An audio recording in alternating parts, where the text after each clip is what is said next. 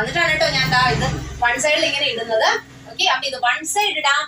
ഇനി നമുക്ക് സ്ലിംഗ് ആയിട്ട് വേണമെങ്കിൽ ഇടാം, ക്രോസ് ആയിട്ട്. ഓക്കെ, ഇതാ ക്രോസ് ആയിട്ട് നമ്മൾ ഇട്ടു. ഇനി ഇതിന് വേറൊരു ഉപയോഗം കൂടി ഉണ്ട്. അപ്പൊ ആദ്യം ഞാൻ കാണിച്ചില്ല, ഒരു പേഴ്സ് ആയിട്ട്, മിനി പേഴ്സ് പോലെ നമുക്ക് കയ്യിൽ ഇങ്ങനെ കൊണ്ടുപോകാൻ പറ്റുന്നതാണ്. ഇനി അല്ല, നമ്മൾ ഇതാ സ്ലിംഗ് ആയിട്ട് നമ്മൾ ഇങ്ങനെ അറ്റാച്ച് ചെയ്ത് സ്ലിംഗ് ആയിട്ട് ഉപയോഗിച്ചു.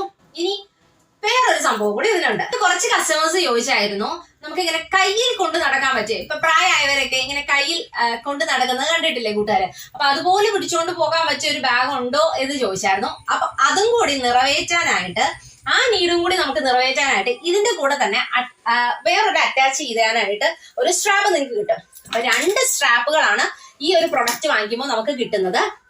ഇതൊരു മിനി സ്ട്രാപ്പാണ് കേട്ടോ. അപ്പൊ അതെന്തിനാന്ന് നോക്കാം. നമ്മൾ അത് ആദ്യം ഊരി അതിനുശേഷം അടുത്ത ഈ ഒരു സ്ട്രാപ്പ് വയ്ക്കുവാണ്.